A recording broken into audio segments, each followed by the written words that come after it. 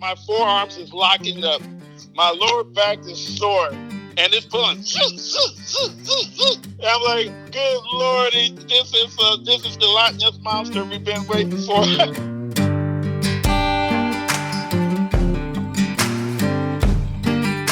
I promise you will not be able to keep the smile off your face when you hear Ray's story of his gigantic catfish out of Lake Jennings. We have a jam-packed episode today, tons of guests. From the pages of Western Outdoor News straight to your ears, we hear the story behind this week's cover shot. We get the story behind that monster catfish that you heard at the top of the show. And speaking of monster catches, we catch up with WAN reporter Dave Hurley to discuss the recent trout records at Lake Amador. Well, Lake Amador is well known for its giant trout. In fact, this is the third time this year that a record has been broken there, actually within the last 4 months. And with the WAN Bass California Open less than a month away, we asked Dave about the current conditions at Clear Lake and what anglers can expect as the tournament gets closer. We also close out the show with Saltwater Bass Series and SoCal guide Gerry Mehieu to talk tournament saltwater bass fishing. We all do well when we're fun fishing, but come tournament day, is really when it counts. Gerry also gives us the scoop on calico fishing as the water starts to heat up into spring. But before all that, let's hear the story from this week's cover shot from Nadine Corbusier, a first-time hunter who dropped a 180-pound boar from 150 yards with her very first shot hunting. So first hunting experience, I went with my fiance and his grandpa. We went over to Bradley, California, so it was on Frontiera hunting on their land, and it was a really cool experience. It's something I never thought I would experience before, and we just started out on Friday. We went it was around like 4 o'clock, like kind of before the sun went down, around 6. We just started hunting with the guides. We were in like their 4x4s, just kind of looking for hogs to hunt, and then we came up on one. It was like bedded down, and basically got out of the 4x4, and it felt like it was going very fast. Like I almost wasn't ready for it. And then once the hog got up, he was basically like, all right, shoot it. We got the sticks out, and it just went so quick. If you're not used to hunting, it can kind of rattle your nerves. How did you feel when you took that shot? It felt like it went by so quick. My fiance had my back just in case I missed.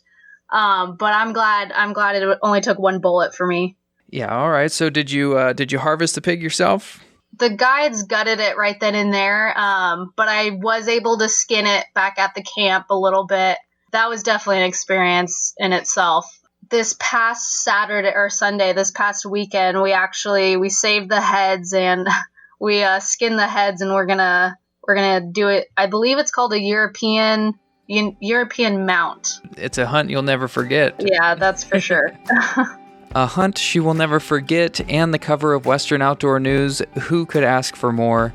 Our next story, we talked with Ray Holden Sr. He told us all about that gigantic catfish.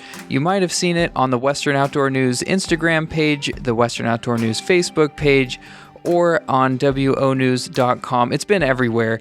It's something you have to see for yourself. But now let's hear the story behind that photo and behind that giant catch. Went out there, found a spot, anchored, opened up the cooler, and realized I left my bait in the garage. No bait at all. I was like, good goofy goo. Okay, so went back to the snack bar, and then got the bait and went back to the spot. It rained, it held, it cloudy, gloomy, windy, everything. The weather channel complete. So went back, waited for a while, and I was on the phone with my son. My son was like, "Dad, you're gonna get the big one today." I talked to my nephew. He was like, "Yeah, it looks pretty fishy." Yeah, I'm like, "Yeah, I'm kind of miserable. I'm kind of wet right now, but okay, I'm gonna stick out with the team." Then I was on the phone with my son, and my granddaughter asked my son, "Dad, is Grandpa Sugar," that's what they call me, my nickname, Sugar Ray, "is Grandpa Sugar going to catch a big fish today?" And I'm on the phone with him. And as soon as I said that,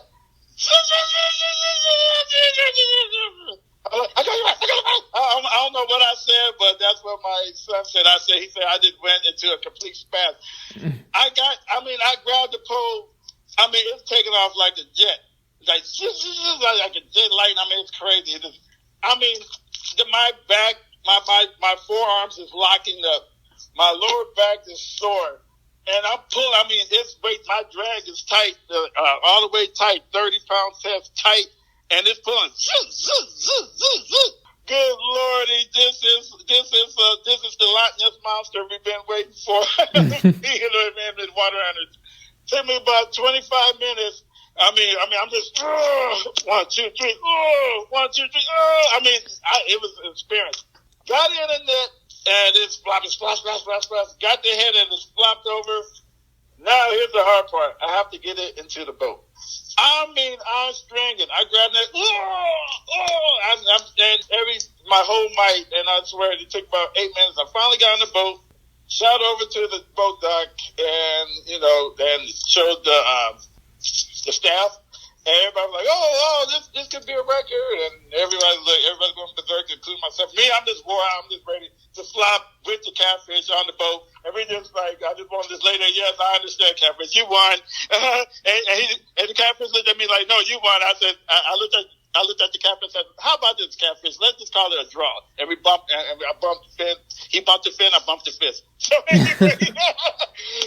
anyway, us 3 guys, we tried to attempt to pick up. That took a long time. We finally flopped it over on boat dock. The scale maxed out at 80 pounds, and the fish weighed more than 8. Way more than 8. We was estimated between 90 to 100 plus. We don't know. Because the scale maxed out.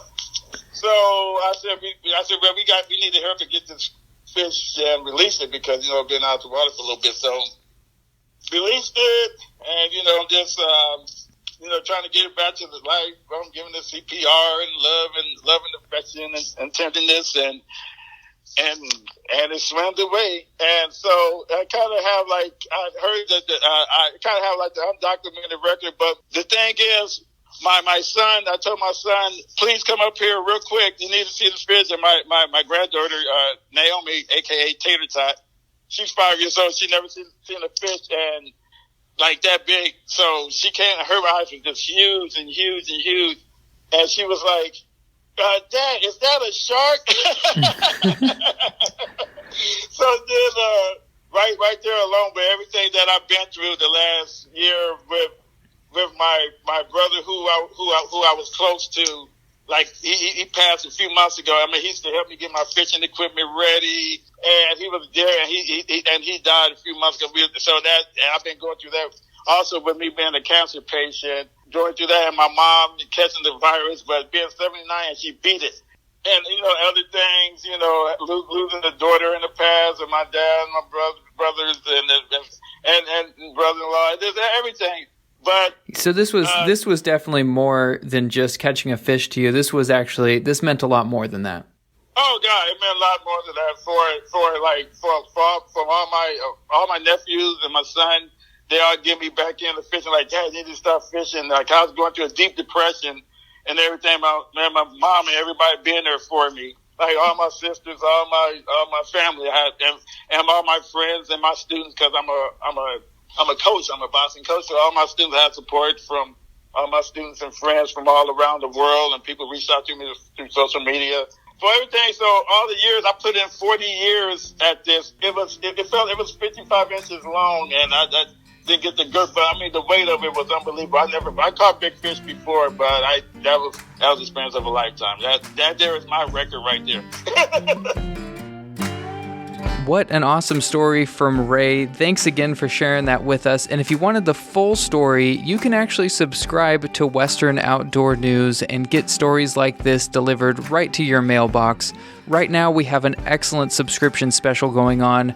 That's 1 year of Western Outdoor News plus a free t-shirt for $39.95. To sign up for this deal, the link is in the show notes on your phone, or you can visit wonews.com.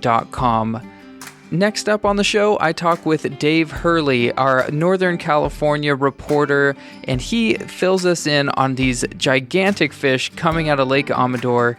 It's one after the other. We're hitting record after record at that lake. It's been producing like no other. Listen to his update, and he also fills us in on the conditions for Clear Lake with the California Open less than a month away. Take as much information as you can about Clear Lake. Let's get to Dave. And the really neat thing about Lake Amador is they have the hatchery on site. So they raise their own fish from their own eggs, and they also raise their own lightning trout that they called Amagolds. So early in the year, it is one of the best places for a bank fisherman in Northern California to catch a trophy trout. And these are not just, they're big fish, but they still fight really, really hard.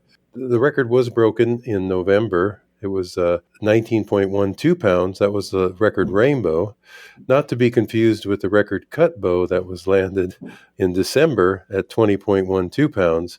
But this last week, a gentleman named Richard Bartoni from San Ramon was trolling on the surface, and he had a bronze gold Rapala, and he landed, it was early in the morning, and he landed a 19.96 pound rainbow, and it broke the new record. So that record didn't last very long. It only lasted a couple of months. And they feel that there's a fish that's going to break it again that they just released this last week because there was one over 20 pounds that are in there. So at this time of year, trolling it takes over. Early in the year, bank guys have the upper hand. But as we move towards the spring, trolling seems to do well. And a gentleman named Robbie Dunham, Coke Machine Guide Service, he put his client onto a 16.6 pound cut bow a couple days later, because these fish are right on the surface. They're close to the shoreline, and they're very close to the surface. The hatchery fish that they release there, and they put in about 1,000 pounds a week. Yeah, they get that consistent stocking instead of having to rely on the truck to come in. If they have a hatchery right there on site, that makes a massive difference, don't you think? Oh, it's amazing. In fact, one time, years back, when I had a fishing club at the middle school I was vice principal for, we were invited to take our students back into the private hatchery, and we got to fish for some of the brooder fish. And it was pretty amazing because it was a great experience for all those students because they got a chance to hook up on some massive cut bow trout. And there were lines being broken all over the guys. You'd see a hookup, you see a fight for about 4 or 5 minutes, and then break off. It was just that way. A lot of them were landed, but there were a lot of broken lines too. It was a lot of fun. Do you think that hatchery being right there, is that contributing to these 15 to 20 pound rainbows and cut bows that are being pulled out? Well, they take a lot of pride in it. That's one thing. I mean, it's a family-owned operation by the Lockharts. They have done it for a number of years. They've really zoned in on how to raise these fish the best way and get them the largest size they can as quickly as they can.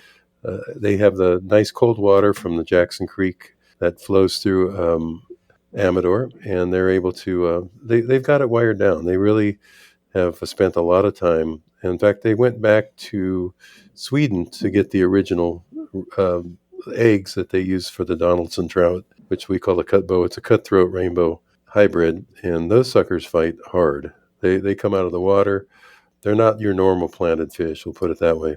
If you're targeting a rainbow trout versus a cut bow, what are some of the differences in approach that you would take? I think the approach is really pretty similar. I know that if you're trolling for them, you're going to use some kind of speedy shiner or a spoon or something that perch or that bronze gold Rapala seems to work, and it's going to be really close to the surface. The key to that lake is to get on that lake early or fish it late, because once you get 20, 30 boats on the lake, and it is a small impoundment, it does make a huge difference. It really puts down that surface bite. Mm-hmm. So there really isn't much difference between the two. They're gonna strike the same kind of baits, whether it's from the bank or the shore. So you just have to be surprised when it's on the other end of the line when you pull it up, see what you got. I say I'm expecting the record to be broken again in the next week or so. So that'll be good. It'll give me another story to write. About a month away, we have the California Open at Clear Lake. What have you been hearing out of Clear Lake? Wow, Clear Lake has just been unbelievable. They had the best bass tournament there the previous week. They had 4 limits over 30 pounds. They They had 26 limits over 20 pounds on a one-day tournament. And then there were 2 tournaments this last weekend held by the same circuit. It's pretty amazing. The team of J.P. Gano and Jody Jordan, they took first place during Saturday's 44-boat tournament. They had a 7-fish limit at 54.38 pounds. J.P. is a former longtime deckhand of the Happy Hooker. He's an outstanding bass fisherman. He really likes to throw the big swim bait. And he landed an 11.24 pound big fish on that one. The previous tournament, they came in second, and he also had a fish over 11 pounds.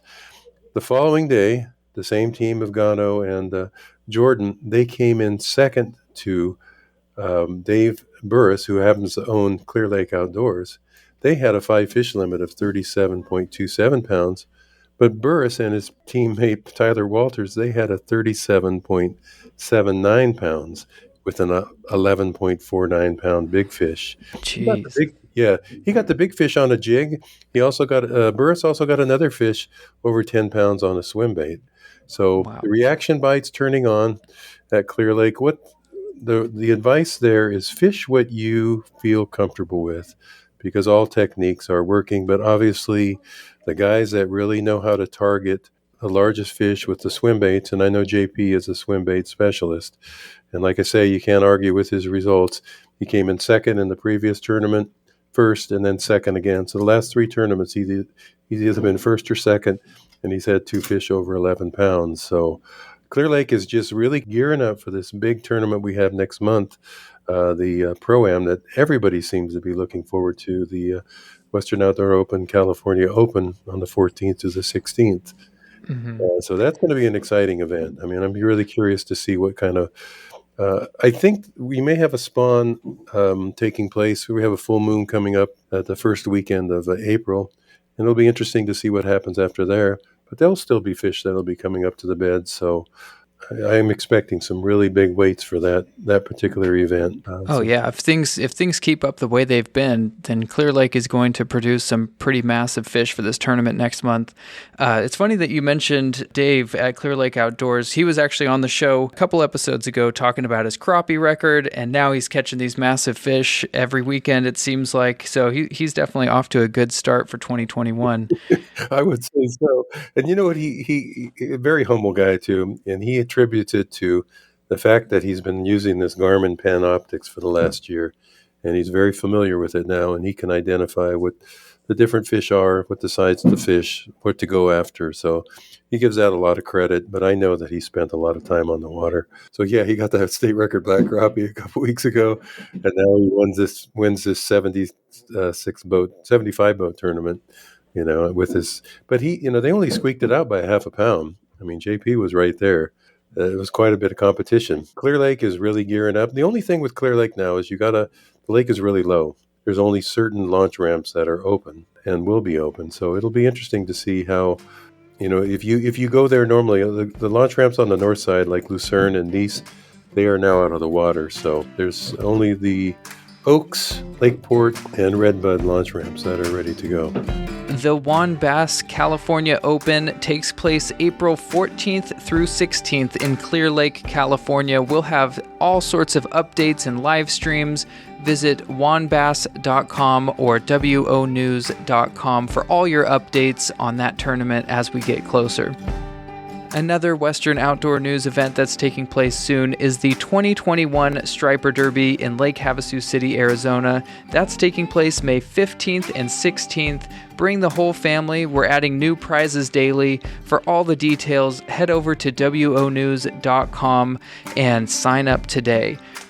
Up next on the show, we have Gerry Mehieu. He runs the Saltwater Bass Series, which is a series of tournaments throughout the year targeting calico bass, sand bass, spotted bay bass.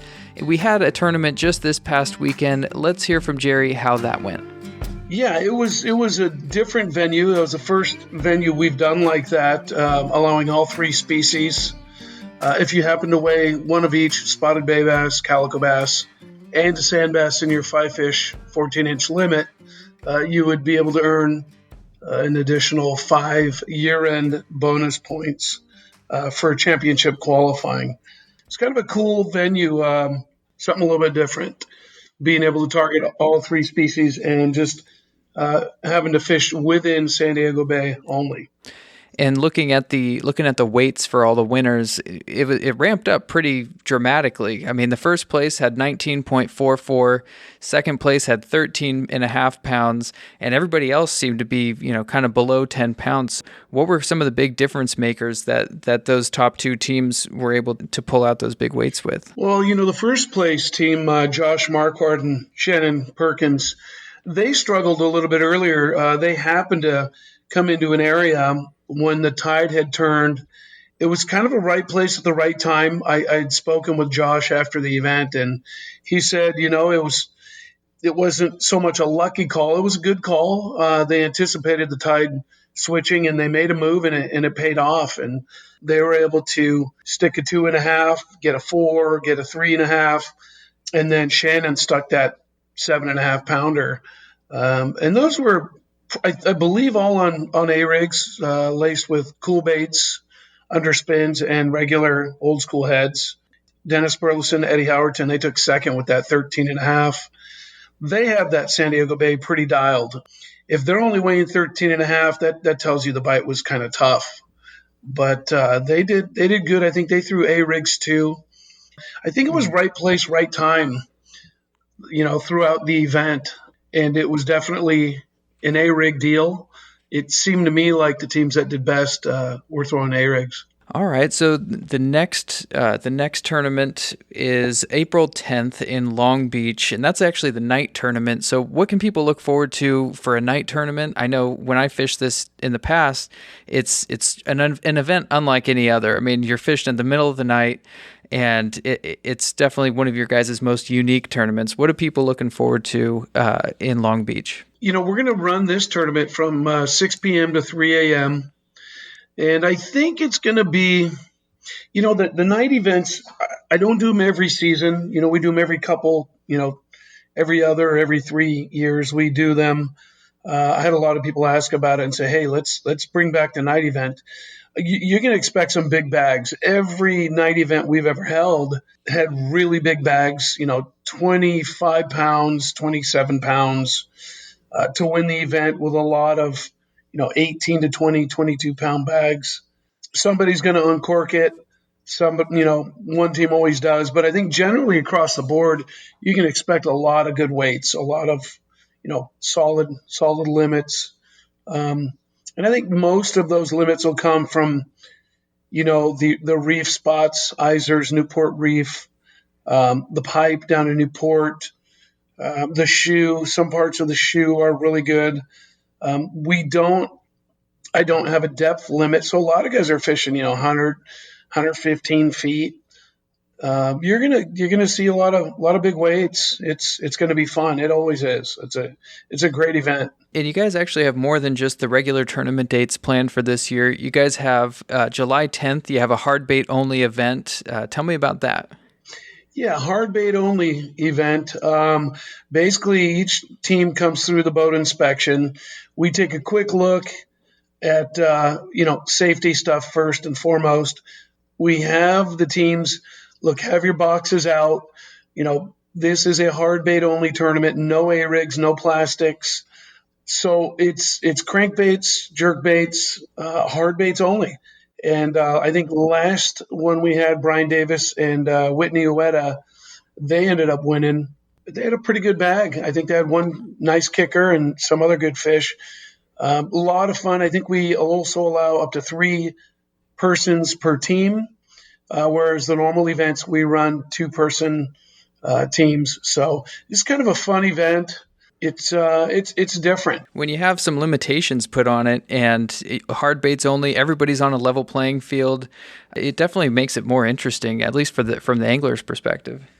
Yeah, and you really got to come up with a good strategy. You try to set your day and come up with a plan and just hope it kind of comes together. Tidal movement, swell, current and stuff like that. Where the bait's been set up, whether it's on the break wall, on the kelp edges or what have you. So, and then you got to pick your baits and you got to pick your lures accordingly. It's really fun. It's a challenge and it's super fun. So I wish I could fish that event myself. I love to throw hard baits. Yeah, so you've been tournament director for SBS for quite some time now. I'm wondering, what's a rookie mistake that you see and you see a team do something and you say to yourself, "Oh man, total rookie mistake." What's something that comes to mind? I think a lot of teams, even the experienced guys. So when you say a rookie mistake, I mean, it's a mistake any team can make.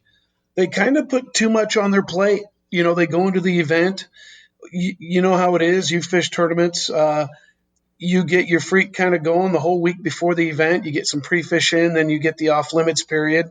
You're in the garage or, you're in your man cave getting all your gear together. And, you start with 4 rods. Okay, I'm going to keep it simple. And come tournament time, you've got, 11 rods ready to go. And you're so psyched up that you overlook keeping it simple, your original thought. And I think a lot of people put too much on their plate. They look back and they think, gosh, yeah, we saw those guys do this or we saw them do that. And I just think, people need to fish their strengths and not make it too complicated. It's fishing, and we all do well when we're fun fishing, but come tournament day, it's really when it counts. So keep it simple, have fun, and stay relaxed. I look at my watch quite a bit to try to slow time down. There's a few things I do. When you make certain moves and certain decisions, you can't get irrational. You got to keep it simple. And I think a lot of guys overthink it. And, even some of the best teams, they're guilty of it too. I'll hear them say, man, we should have this or we should have that. And that was kind of our original plan, but man, it went right by us and we blew it. Yeah, so on the flip side, especially coming into weigh-in and you see a team come up, what makes you think, oh man, these guys know what they're doing? First thing I do is I look at how heavy their weigh-in bag looks. Well, yeah, that's a dead giveaway right there. Yeah. The reality is some teams, that's part of their normal arsenal in any tournament. They'll look for early feeding fish or those windows of opportunity where they can really cover a lot of water. I know some of these teams that are like that. I know Jason Quimby, Ron Withers, they love to throw that stuff. Brian Davis and Whitney Ueda, they recognize conditions and they know when to slow down. But it's some teams have a knack for being able to pick up and capitalize on stuff and be efficient and stack their odds by, grabbing a reaction bait, whether it's a jerk bait, a crank bait. Those fish can be suspended in bait balls, down. So sometimes a big deep dive in crankbait is the deal. I've got on so many great crankbait bites for calico bass. And as a matter of fact, years and years ago in the SWBA, I happened to set a record by myself, and it was on crankbaits. So it's just learning how to read the water, and certain teams have that knack. They're able to identify it and take advantage of it. Yeah, and adapt and stick to their guns at the same time. So it's a fine balance, like you're saying. Yeah, it's really important to keep an open mind. I mean, you can go in with a game plan, but I'll be honest with you, in all the years I fished tournaments, rarely, maybe a couple tournaments in my hundreds of tournaments, fresh or salt, does a plan go 100% according to that original plan. You have to keep an open mind and be prepared to take a little bit of risk and, go with your gut and not second guess yourself. So, and by having too much on your plate, you do start to second guess, and you don't want to do that. Then you do just start to chip away at yourself. All right. So not only are you running these tournaments, but you are also a saltwater bass guide in Southern California. Tell me about your guide service and what you're seeing out on the water these days. The water's starting to warm up a little bit. It seems like a lot of these bass, calicos and sand bass alike, have kind of related to more of an open water deal. I know in one of our recent tournaments back this year, I think, which tournament was that? Anyway, it was a Long Beach event. A lot of the teams were chasing bird schools out in open water in 80 to 150 feet of water, and it was all suspended fish. Whereas a lot of the times, most of the teams are fishing the breakwall, they're fishing isers, fishing tight to the structure. Although the biggest bass of the tournament caught by Jake Boaz and Matt Moyer, I think they had an 8.5 pound sand bass over at Isers. The top placing teams were pretty much all on open water fish. So them keeping an eye, on the birds and getting on something completely different than normal really produced for those guys. And that's how it's been for, the local bite. I take my clients out. We fish open water stuff. I fish the rigs. I fish the breakwall. Most of my client trips, I'm using live bait. I'm using sardines.